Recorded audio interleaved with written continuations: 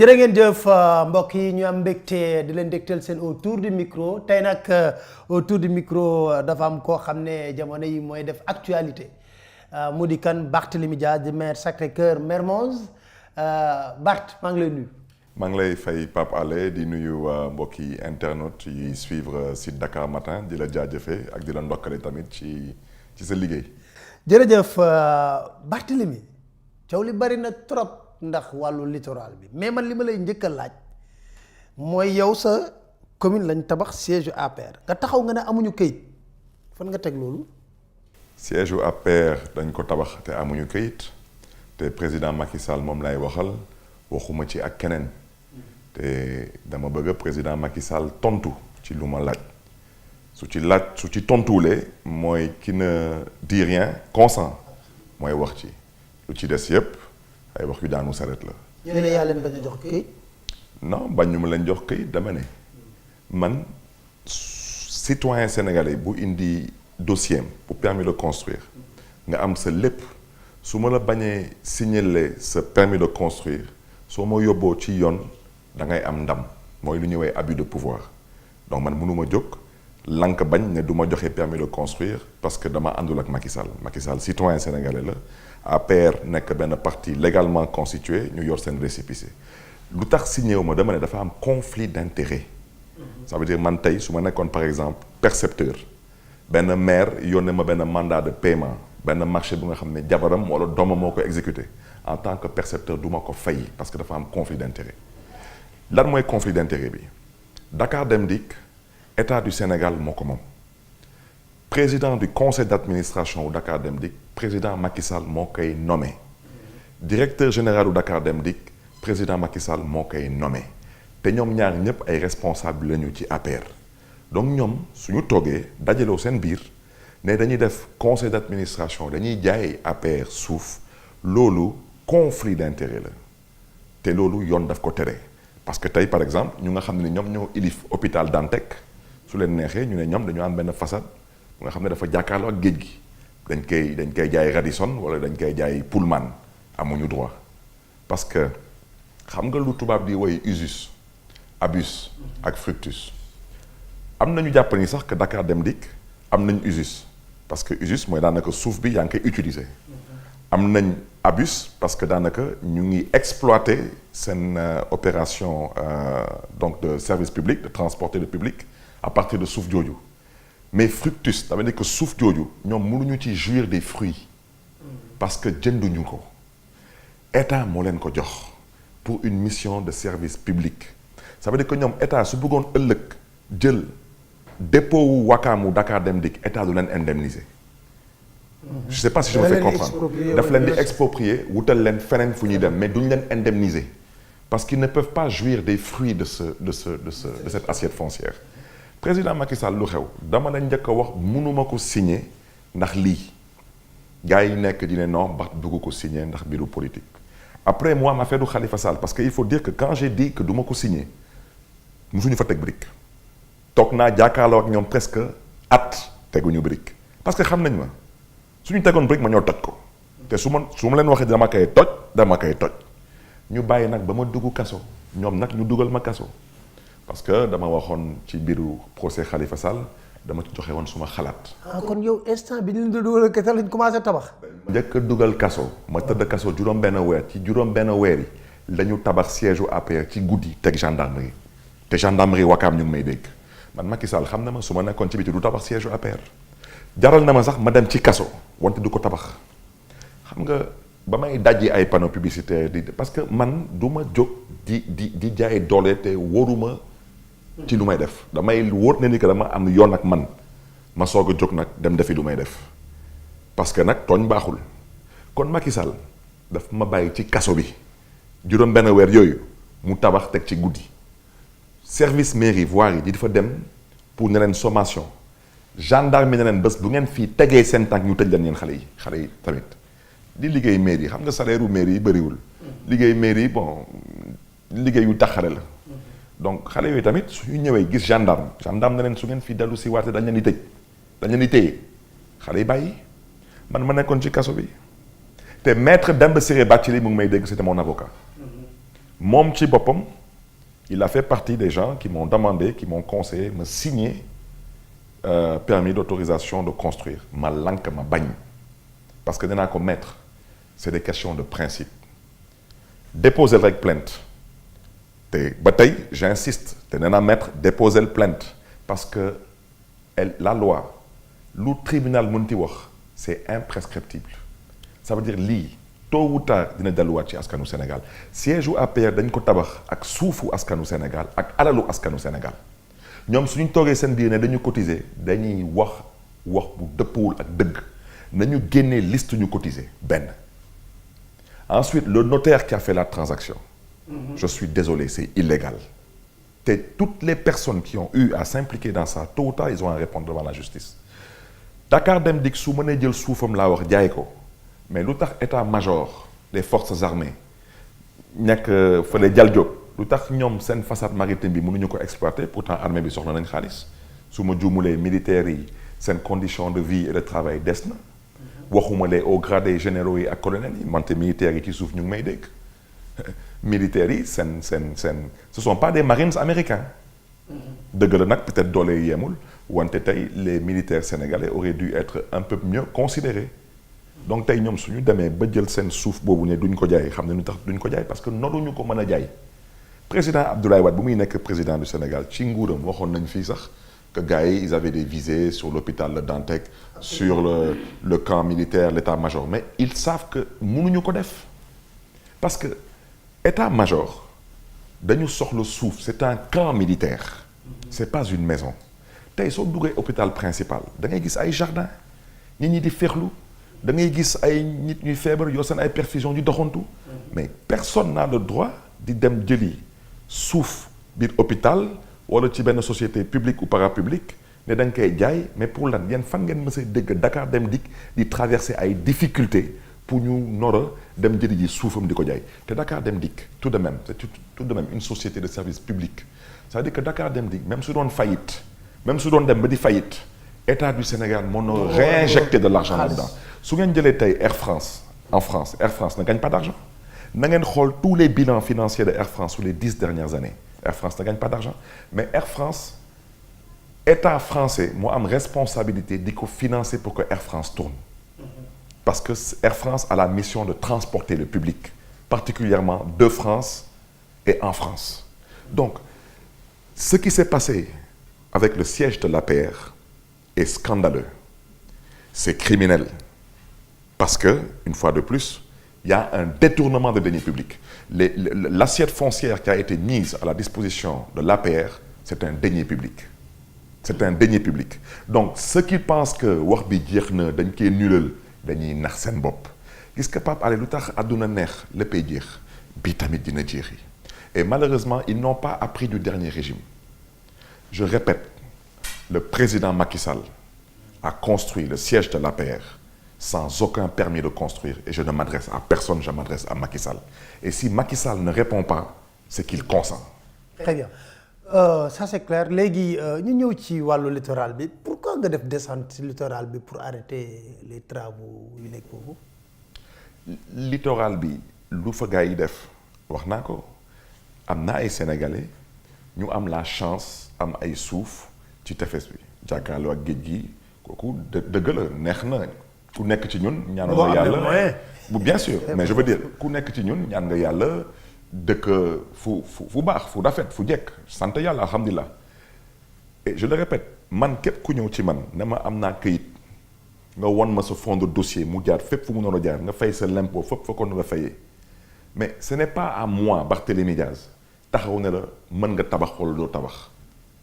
wante mënoo ñëw jël falaise bi nga yàq ko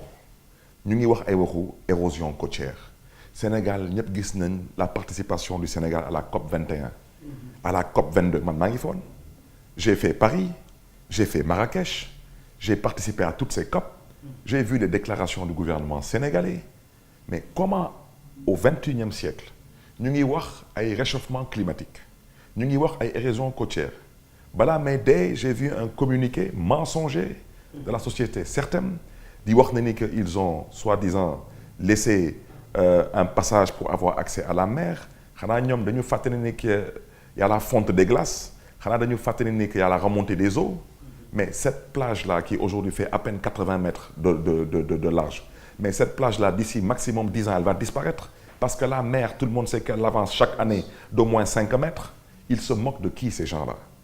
ils se moquent pas de nous parce que ñun xam nañ lu xew donc dama ne ñoom seen bopp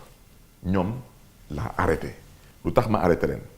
d'abord ñoom seen bopp wax nañ ko nee nañu lii mooy seen autorisation de construire. mais autorisation ñu ne de sa commune. waaw mais dama lay laaj fii nii fii lan nga fi gis. fii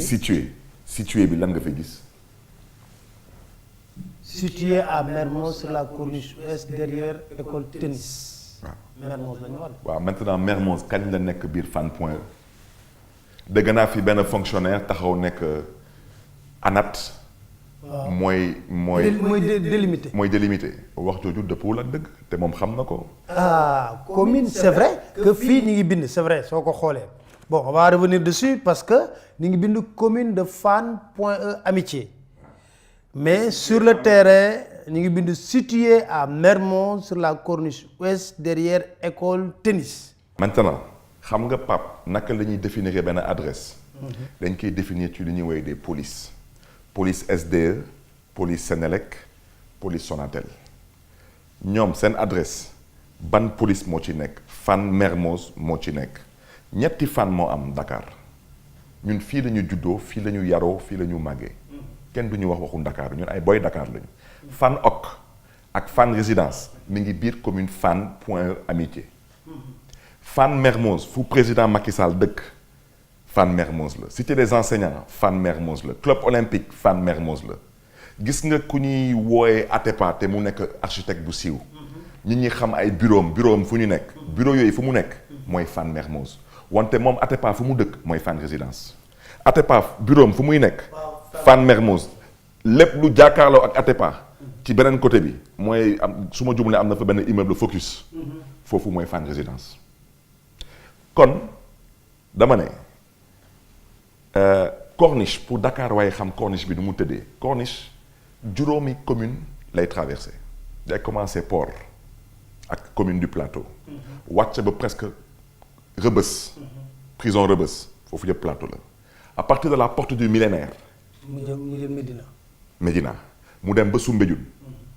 Soumbédioune ba Cour suprême mooy Fass Colobane Gueule Tapée Fann Point mi ngi commencé Cour suprême foofu lay commencé di jeex Imot Sène daanaka teru bi ak Radisson Sea Plaza man Radisson Sea Plaza bëggoon naa mu nekk sama commune wante mi ngi Fann Point E Imot Sène clinique boobu mi ngi biir Fann Point E wante président Abdoulaye Wade fu mu dëkk tey kër bu mu nekk mi ngi Fann Mermoz c'est la commune de Mermoz Sacré-Cœur lu nekk ci suuf bi yépp di dem ba ci rond-point président Macky Sall mooy commune de Mermoz Sacré-Cœur commune Ouakam mi ngi commencé ci rond-point président Macky Sall di dem di jubali mosquée de la divinité di continuer te beneen këyit parce que am na benn fonctionnaire bu fi taxaw mu nekk ANAT mooy wax fan la commune di commencé fan la commune di jeexee c'est faux décret moo koy wax du ANAT décret boobu xam nga saay bu amee loi bi day ñëw ak lu ñuy woowee des décrets d'application 1996 la ñu créé les communes d'arrondissement 1996 dañuy viser la loi 96-10 du 22 mars 96 décret bi ba ñu defee loi 96 di créer les communes d'arrondissement décret bi lañ ci toftal pour mu wax bépp commune fu muy commencer ak fu muy jeexee mooy le décret numéro 2008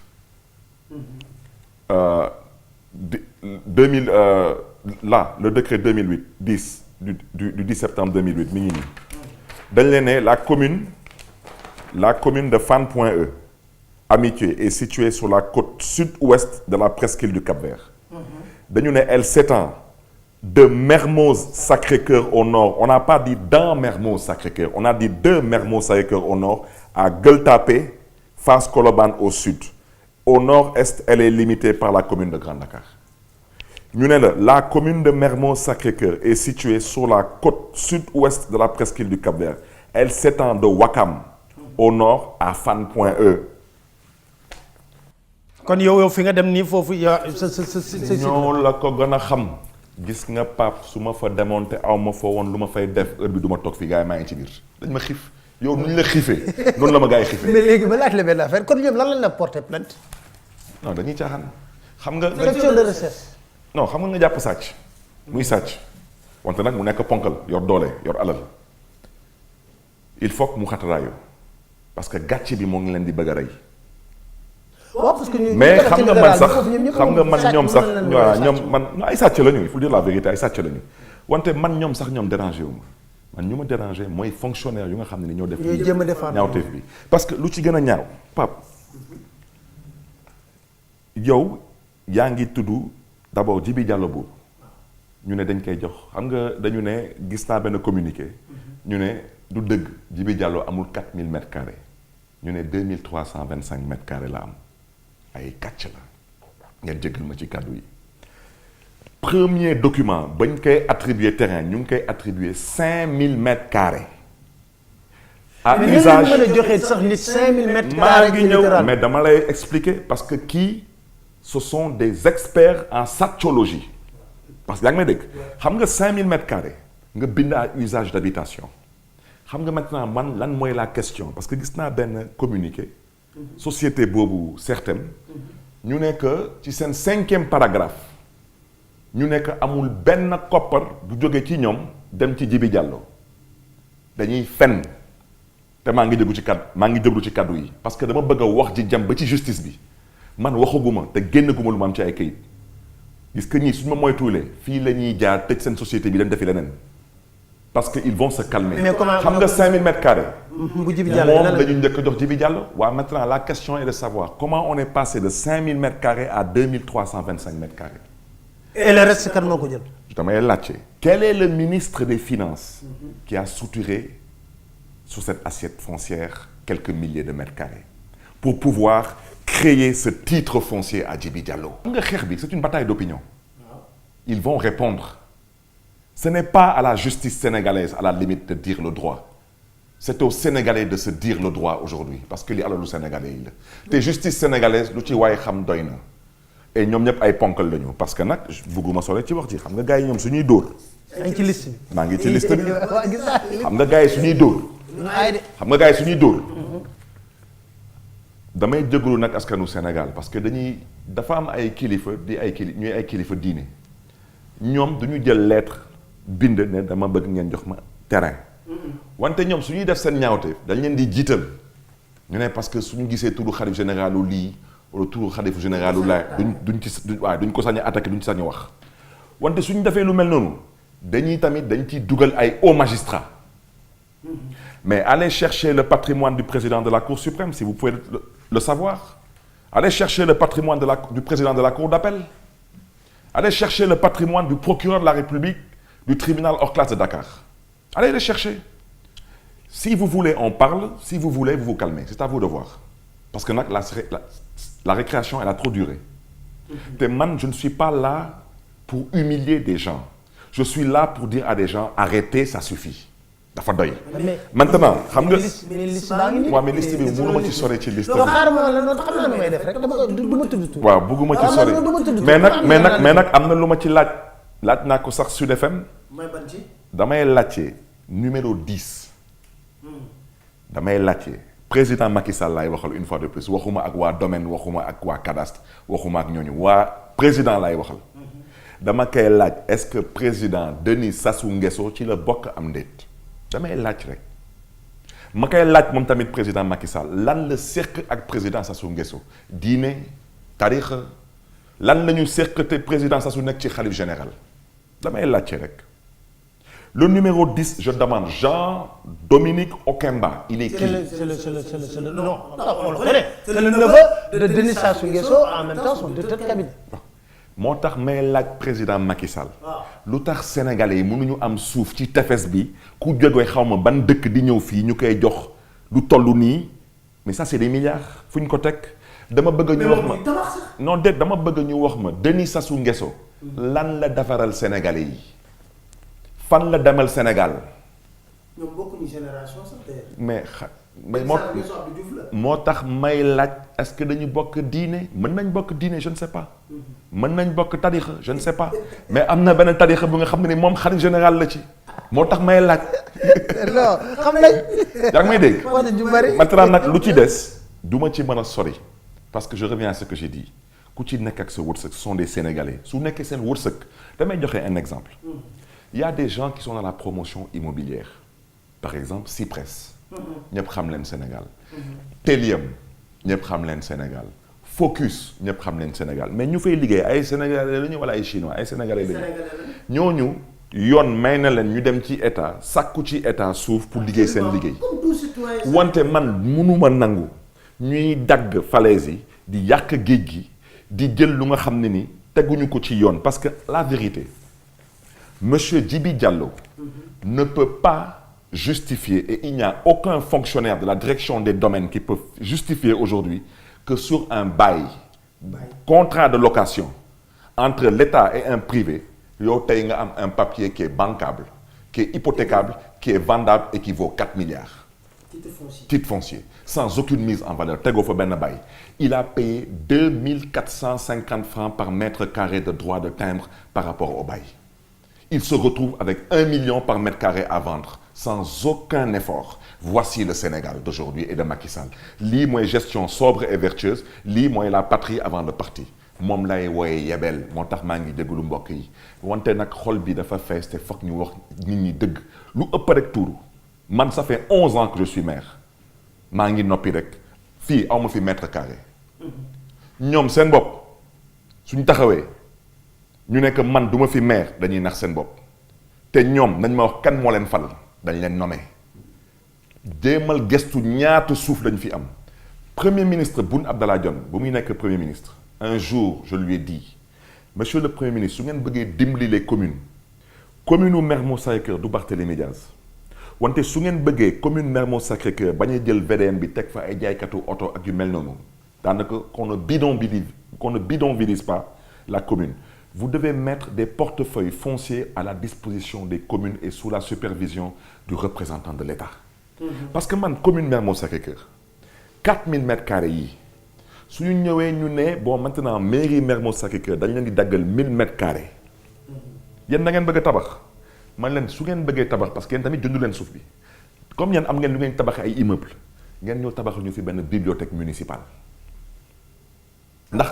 ndaw Ndakaaru yi mën a ñëw tamit jaakaarloo ak géej gi féexal seen xol yi ak seen xel yi di dugal xam-xam seen bopp yi wante yéen mënu leen di toog fii rek d'abord mënu leen fay kii waxuma que Kolda la jóge parce que mënul fay parce que am naa fa ay mbokk yu bëri wante moom Djibi Diallo bi amul 4000 mètres carrés Kolda benn Kolda bu mu nekk bàyyeeku Kolda ñëw ba Ndakaaru bi ñun jëddu fii yaru fii amuñu loolu tey ñu nga xam ne ni 80% dañu dëkk sur le littoral ñoom ñëpp nag lay waxal ku doon lab du ñu mën a dem di ko sauver ji parce que mënuñu fay c'est ça la vérité donc ces gens-là aujourd'hui certains disent que dafa signer benn protocole de co-développement daanaka Djibi Diallo moo joxe suuf si ñoom ñooy tabax waaw loolu su nekkulee dóor marto lan la Djibi Diallo bu muy laaj lii waxuloon loolu dafa ne jox leen ma maay tabax kër lay tabax ñu jox ko 5000 mètres carrés de 5000 mètres carrés il est à 2325 mètres carrés c'est scandaleux qui a pris le reste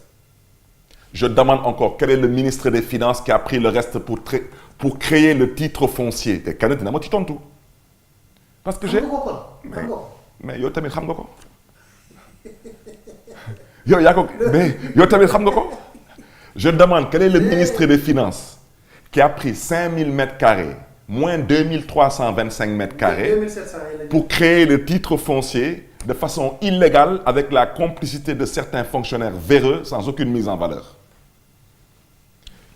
tout le reste dégg naa fi ay fonctionnaires ñuy wax tout ce qu'ils ont dit c'est de la littérature administrative et de la poésie politique je ne suis pas un littéraire je ne suis pas un poète je suis un homme politique dans ce cas de figure bien précis je ne parle pas de politique parce que dégg naa fi ay kilifa ñuy wax ce sont des responsables de l'APR des militants de l'APR ils sont un esprit clanique et une démarche partisane je parle du patrimoine du peuple sénégalais je parle pas de politique. léegi nag léegi dossier bi fan ngeen ci toll da ngay continuer xeex ak ñoom. jarul xeex borom kudu du lakk jarul xeex. bloqué nga fi mu nekk nii. dañ koy bloqué mais xam nga tax bloqué bi neex. Pape su ma la waxee dara da nga ma gëm. est-ce que xam nga ni que man maire su ma taxawee jaay doole par exemple Pape Alé yor ASC. muy suma biir gox par exemple ñu yor par exemple juróom-ñeenti ASC. mu am benn ASC ku koy jiite di Pape Alé mu nekk suma opposant mais damay financer ASC yëpp wante du ma financer Pape Alé xam nga yow soo demee ci sous-préfet Almadies nga wax ko moom yoon code général des collectivités locales may na ko mu wax perception fay leen ASC wu Pape Alé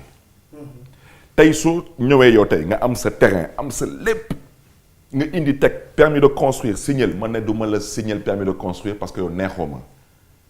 soo demee ci sous-préfet yoon may na sous-préfet doole mu wax da koy signer à la place du maire mu approuvé ko ville de Dakar ba Khalifa Sall taxawee ni du voté waat budget kan moo approuvé budget wu ville de Dakar du préfet de Dakar maa lank maa bañ na ko préfet signé si le préfet le signe je le commente et si je le commente du neex ci nopp si la justice tranche en défaveur du peuple sénégalais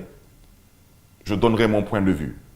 te la justice sénégalaise sait très bien à quoi semble être mon point de vue te xam ne tamit nu ma koy waxee te du neex donc ñoom suñu jàppee ni tu es prêt pour les révélations. mais dama ne je n'accepterai pas ce qui s'est passé sur ce site mais man sur le même site j'ai signé des permis de construire am na benn immeuble bu fa nekk Cyprès moo nekk juste ci kaw site bi sur le plateau man maa ko signé parce que Cyprès dafa ñëw indi dossier am yëpp am autorisation am yëpp naka laay taxawee ne leen du mu leen signé président Abdoulaye Wade fu mu dëkk kër bu mu dëkk noonu mais man mënu ma ñëw tey taxaw ne ko non kër ba mais parce que cette maison là elle ne bloque pas le passage pour aller à la mer donc il y a des conditions et puis c'est que qu'on le veuille ou pas Cyprès c'est un promoteur immobilier ou pas si bon fii am na beneen société bu fi nekk bu tudd voilà am na beneen société bu fi nekk bu tudd Océan View c'est de la promotion immobilière man maa ko signé sur le même site parce que dinaa la wax dara ci société bi bu ñu ñëwee Oumar Sow directeur de l'urbanisme mu may dégg je lui avais dit que lii du ma ko signé dafa ñëw avec le propriétaire de cette société je n'avais aucun argument pour lui dire lu tax du ma ko signé aucun assiette foncière bi yëpp dañ ko joxoon benn société bu tudd Mixta boobu xaw ma lu ñu xewlee lu fa xew mais daal dañ jaxasoo ak état retiré leen loolu defaat redistribution mais loolu état am na ci droit nangul naa leen ko wante ñëw mamel dagg mamel bi